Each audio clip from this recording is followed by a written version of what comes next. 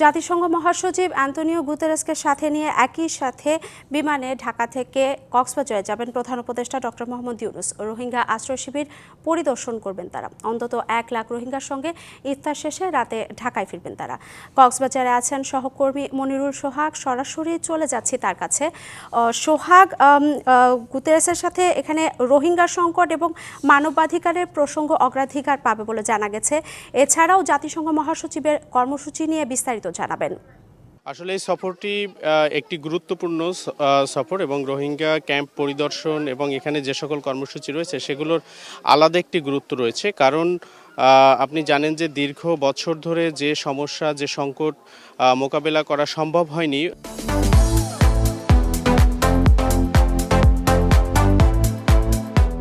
ওই অর্থে সেটির আসলে নতুন একটি সম্ভাবনা দেখছেন অনেকেই। কারণ অন্তর্বর্তীকালীন সরকারের প্রধান নোবেলজয়ী ডক্টর মোহাম্মদ ইউনূস এবং জাতিসংঘের মহাসচিবের এই যে যৌথ পরিদর্শন এবং যৌথ কর্ম পরিকল্পনা যেগুলো রয়েছে, সেখান থেকে আসলে একটি সুন্দর বা সফল কোনো ফলাফল আসতে পারে এটি আসলে মনে করছেন অনেকেই। এবং এত বছর পরেও কিন্তু রোহিঙ্গা জনগোষ্ঠী যারা রয়েছেন তারা আসলে চাচ্ছেন তাদের মাতৃভূমি অর্থাৎ তাদের জন্মভূমি, যে জায়গা থেকে তারা বিতাড়িত হয়েছেন, সেই জায়গাটি নিরাপদ হোক এবং তারা সেখানে যাতে নিরাপদে সবাইকে নিয়ে ফিরে যেতে পারেন সেই প্রত্যাশা কিন্তু তাদের রয়েছে। তবে দীর্ঘ পিছনের যে বছরগুলো, সেই বছরে যে সকল উদ্যোগ ছিল এবং আন্তর্জাতিকভাবে যে সহায়তা বা যে অবস্থান ছিল সেটিতে আসলে সফল হওয়া যায়নি রোহিঙ্গা জনগোষ্ঠীকে প্রত্যাবর্তনের জন্য। এবং সেই জায়গা থেকে আরও এক ধাপ হয়তো এই উদ্যোগে এগিয়ে যাওয়া যাবে বলে মনে করছেন। এবং আপনি জানেন যে এরই মধ্যে কিন্তু সাম্প্রতিক সময়েও বেশ একটি বড় সংখ্যক রোহিঙ্গা জনগোষ্ঠী বাংলাদেশে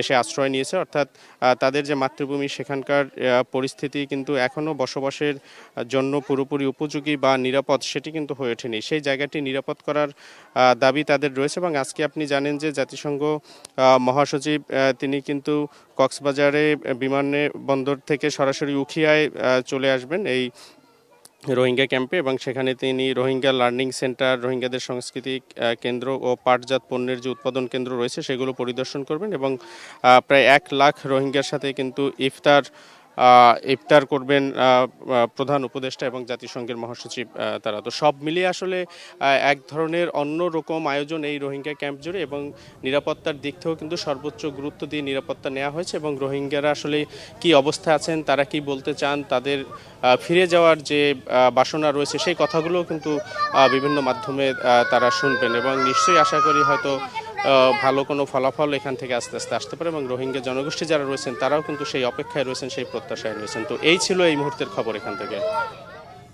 মনিরুল, ধন্যবাদ আপনাকে।